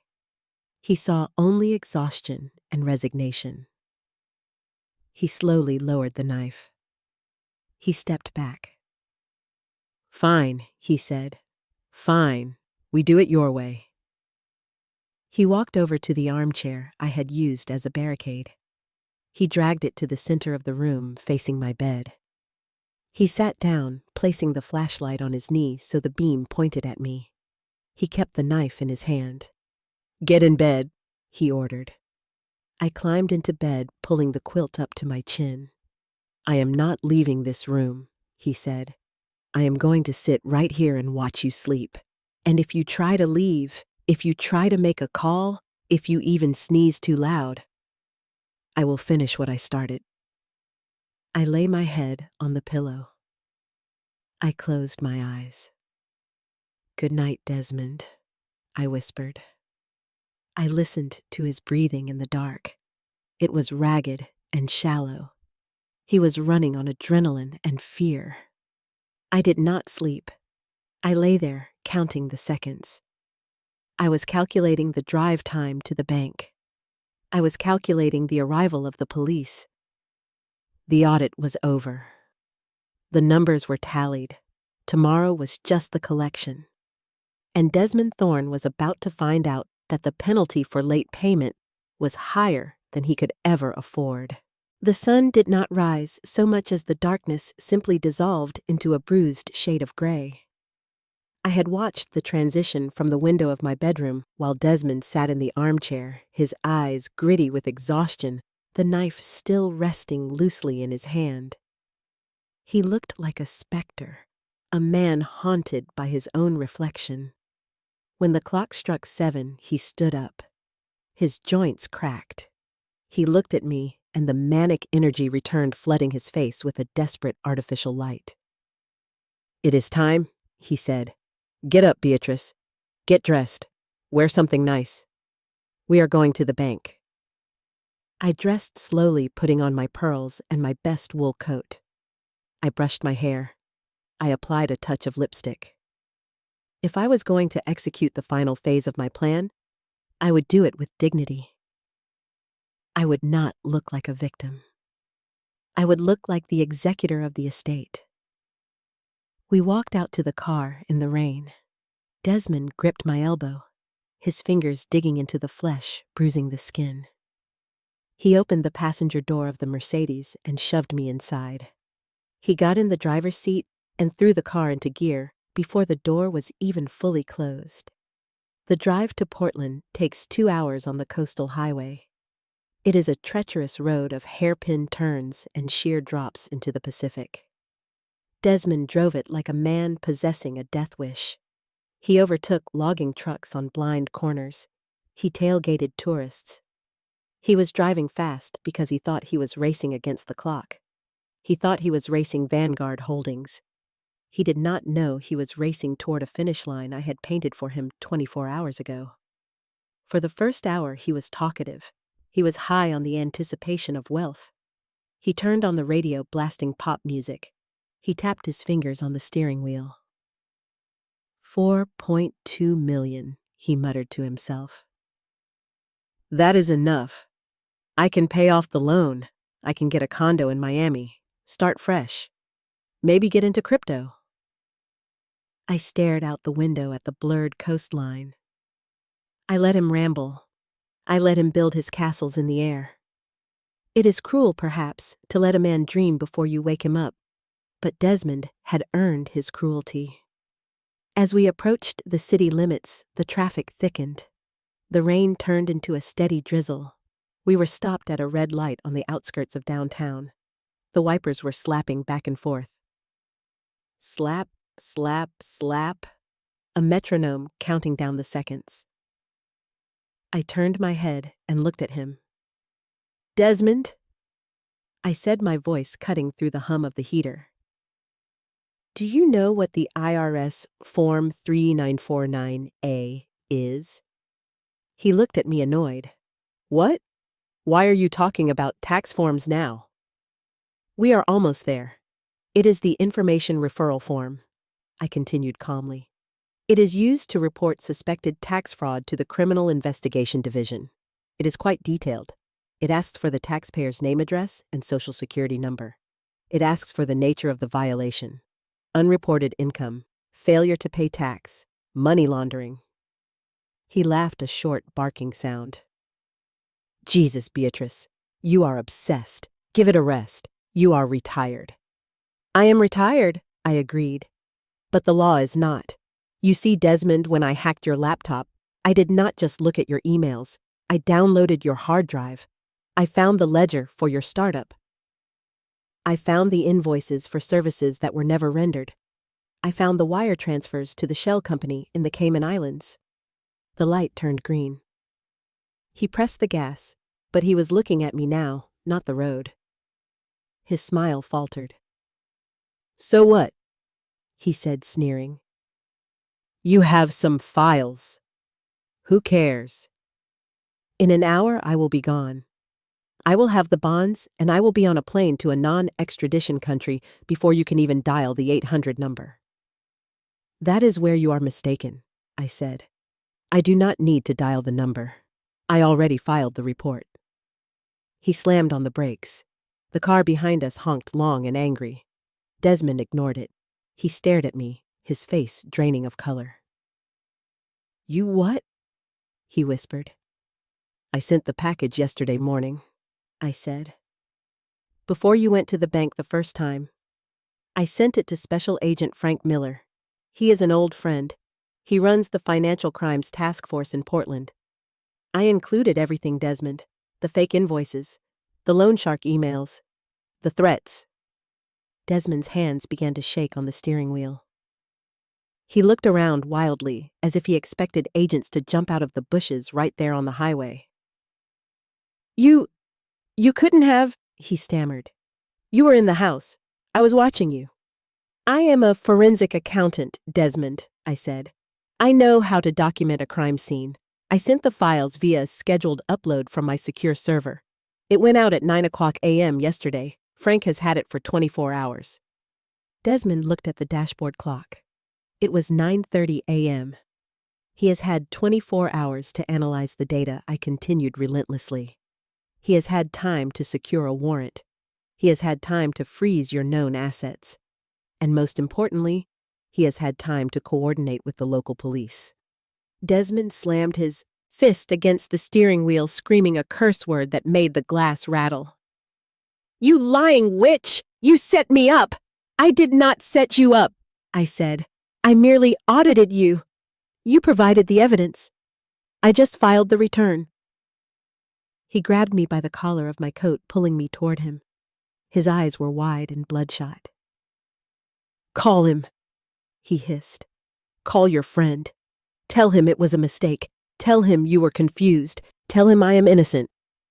"It is too late for that," I said, pushing his hand away. "Once the machine starts, it does not stop. The IRS does not do take-backs, Desmond. It is a protocol, a sequence of events. Step 1, investigation. Step 2, asset seizure. Step 3, arrest." He stared at me, breathing hard. He was trying to calculate a way out. I could see the gears turning in his frantic mind. "The bonds," he gasped. "The bonds are anonymous. Bearer bonds. If I get them. If I get the cash. They cannot trace it. I can still run. I can still disappear." He put the car in gear and floored the accelerator. The Mercedes lurched forward, weaving through traffic. He was not driving to the bank anymore. He was driving to his lifeboat. He thought the bonds were his salvation. He thought that if he could just get his hands on that paper, he could outrun the federal government. He did not know that the box was empty. He did not know that the only thing waiting for him in that vault was a silent alarm. We careened into the downtown district. The tall buildings loomed over us like gray sentinels. Desmond ran 2 red lights. He was sweating profusely now, the sweat soaking through his shirt. We screeched to a halt in front of Union Vault and Trust. It was a massive stone building with marble pillars and bronze doors. It looked like a fortress. Desmond turned to me. He pulled the knife from his pocket again. He held it low against his side, hidden from the view of the street, but pressed against my ribs. "We are going in," he whispered, his voice trembling. "You are going to smile. You are going to wave at the guard. You are going to take me to the box. And if you say one word about the IRS, if you give one signal, I will stick this knife right between your ribs and twist it. Do you understand?" I looked at him. I saw a boy who was lost. A boy who had spent his whole life trying to take shortcuts and was now about to run off a cliff. "I understand, Desmond," I said. "Get out," he ordered. I opened the door and stepped out into the rain. The cool air felt wonderful on my face. Desmond was right behind me, his hand gripping my arm, the knife point pressing against my coat. We walked up the marble steps. The bronze doors loomed large. I paused at the top. "Move," he hissed in my ear. "Move, Beatrice." I pushed the door open and we stepped into the lobby. It was quiet. The marble floors gleamed under the chandeliers. There were tellers behind the glass. There were security guards by the door. Desmond scanned the room, his eyes darting back and forth. He looked for the FBI. He looked for SWAT teams. He saw nothing. Just a quiet bank on a rainy Friday morning. He let out a breath of relief. He thought I was bluffing. He thought I had lied about Frank Miller to scare him. "Come on," he whispered, nudging me toward the vault area. "Let's go get my money." I walked with him past the velvet ropes. We approached the heavy steel gate that led to the safe deposit boxes. The vault manager, Mr. Henderson, looked up from his desk. He saw me. "Mrs. Thorne," he said, smiling pleasantly. "Good morning." "Good morning, Mr. Henderson," I said, my voice steady.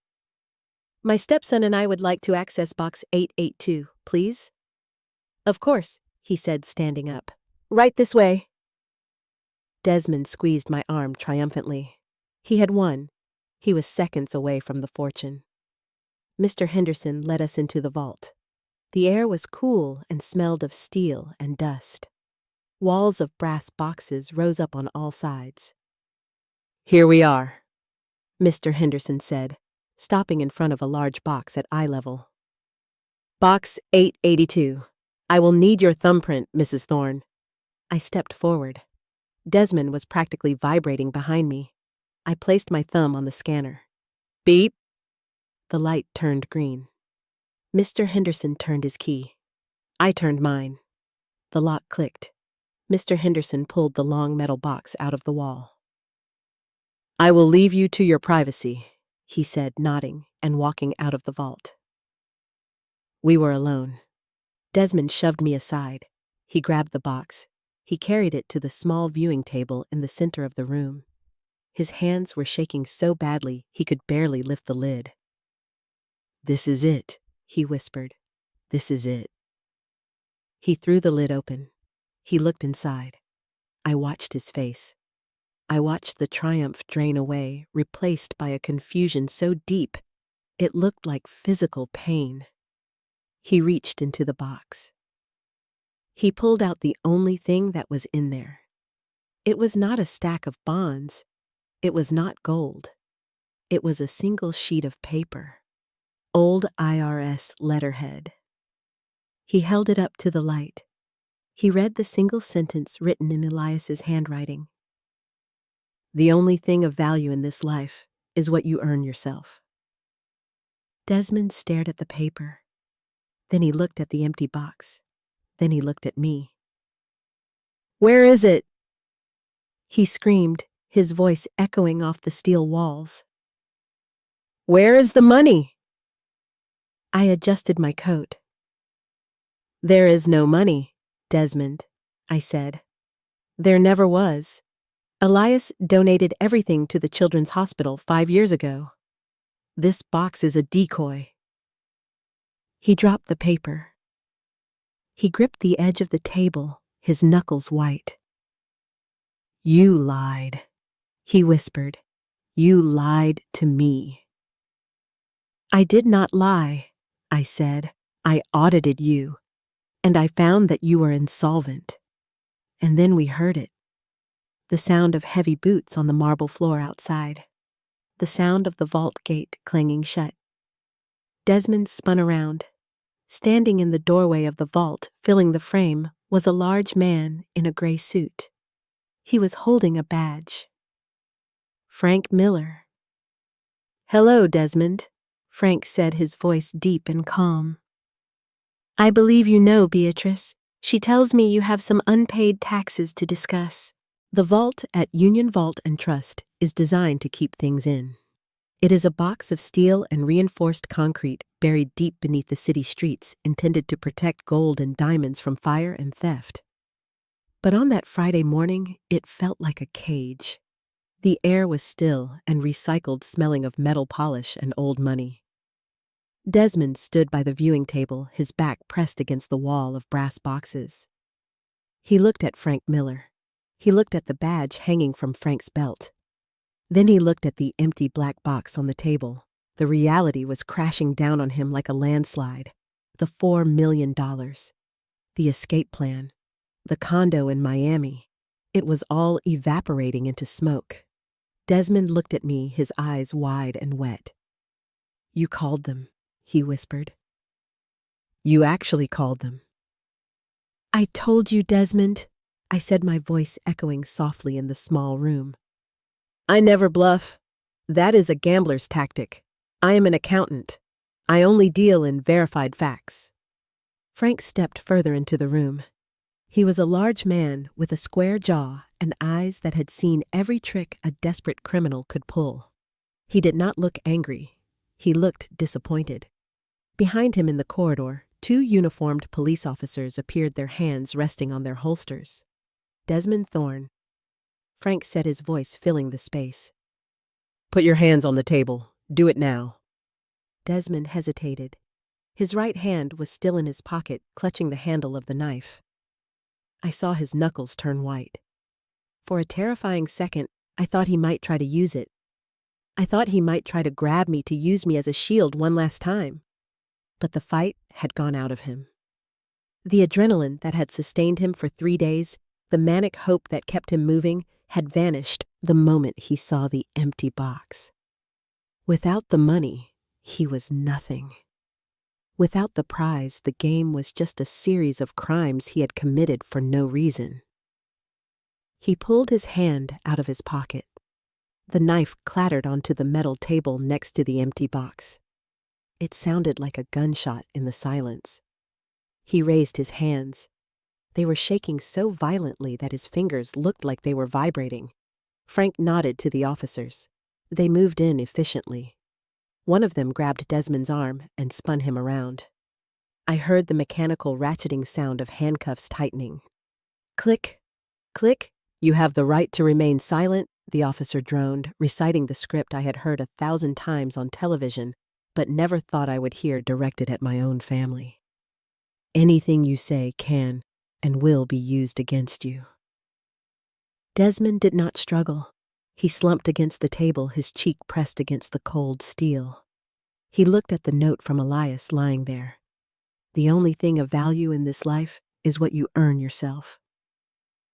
He started to laugh. It was a wet, broken sound, a sob disguised as a laugh. "It isn't real," he mumbled. "It isn't real. The money, the trust." "Where is it, Beatrice? Where did you hide it?" I walked over to him.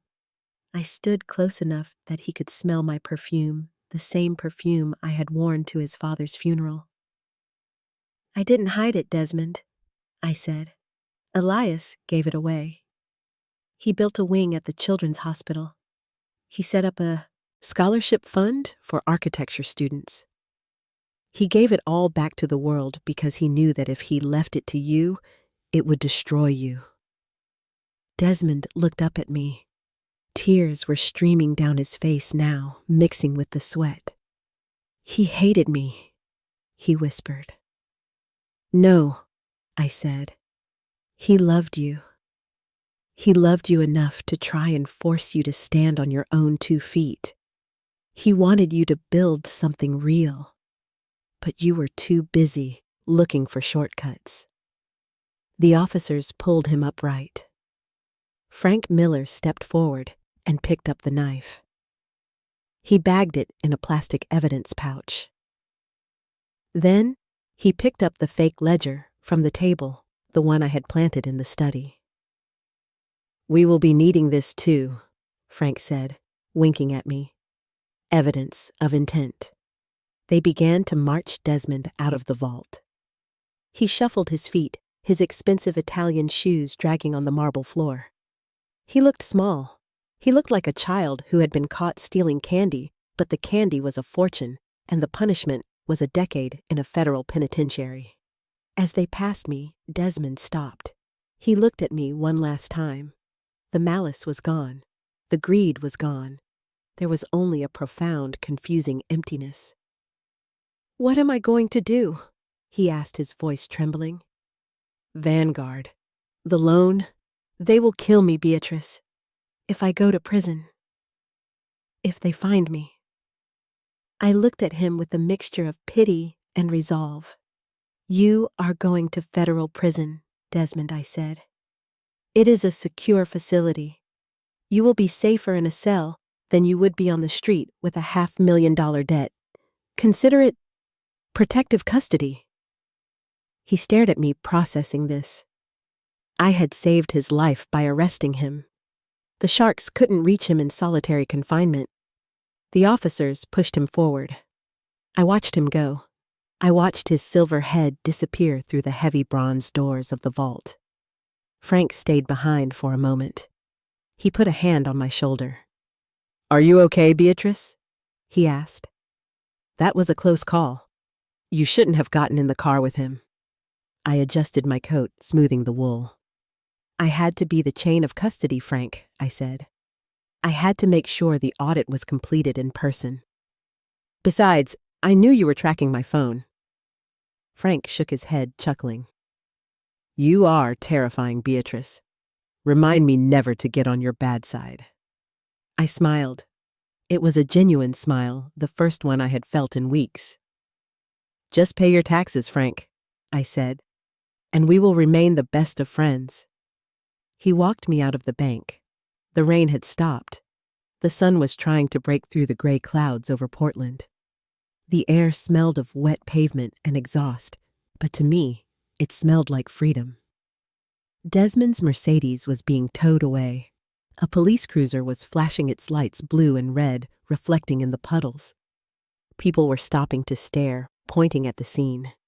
I took a deep breath. The weight was gone. The fear was gone. The wolf had been caught, and the house on the cliff was safe. I turned to Frank. I think I will take a cab home, I said. I have a lot of gardening to do. I need to repot a fern. Frank opened the door of a waiting taxi for me. Take care, Beatrice, he said. I climbed in.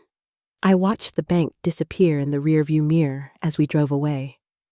I did not look back. The collapse was over. The dust was settling. And for the first time since Elias died, I felt truly alone. But it was not a lonely feeling. It was the feeling of a balance sheet that had finally been reconciled to zero. The numbers were clean. The debt was paid. Now I could finally grieve. The taxi ride back to Greywater Point was quiet. The driver was a man of few words, which suited me perfectly. I watched the Oregon coastline scroll past the window, the gray ocean churning against the black rocks. It looked the same as it had yesterday and the day before that. But to me, the landscape had changed. It no longer looked like a prison. It looked like home. When I arrived at the house, the silence was the first thing to greet me. It was not the heavy, suffocating silence of the last few days, the kind that hides secrets and threats. This was a clean silence. It was the silence of an empty page in a ledger waiting to be written upon. I paid the driver and walked up the steps. I unlocked the front door with my own key. I stepped inside. The house smelled faintly of the police officers who had been there earlier to collect evidence and perhaps a lingering trace of Desmond's cologne, but mostly it smelled of old wood and salt air. I stood in the foyer and took a deep breath. I am home, Elias, I whispered to the empty air. And it is done. The first thing I did was go to the guest wing. I needed to purge the space. I walked into the room Desmond had occupied. It was a mess of tangled sheets and discarded clothes. The energy of his desperation still hung in the room. I did not feel angry anymore. I felt a strange, hollow sadness. Desmond was a tragedy, not a monster.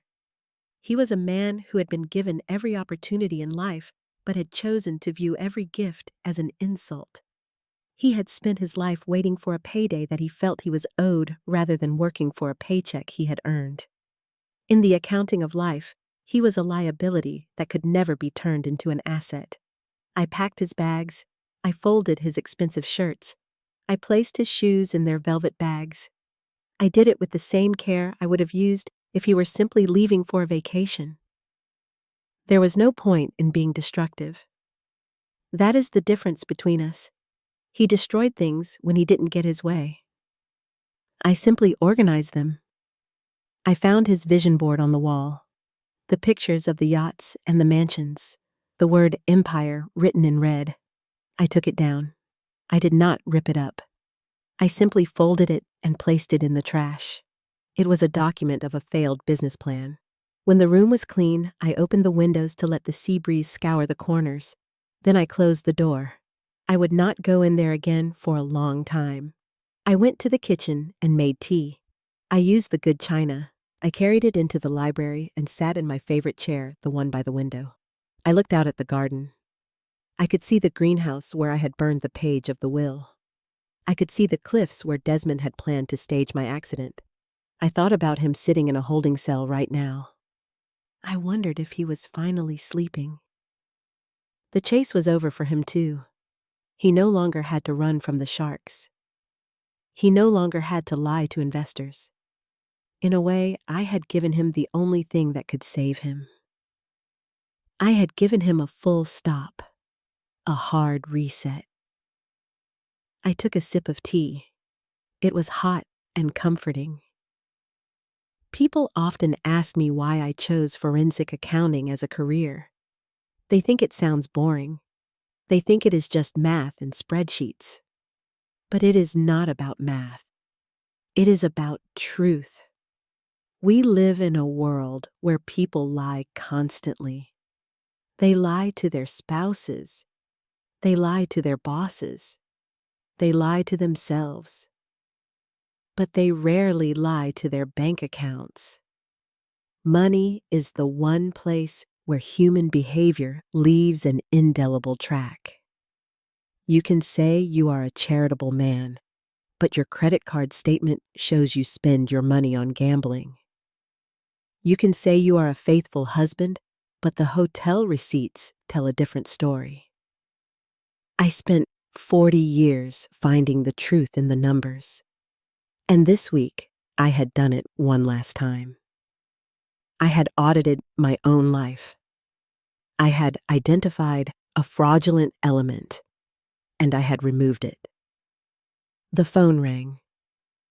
It was the landline which I had reconnected after fixing the fuse box in the basement. I picked it up. Hello?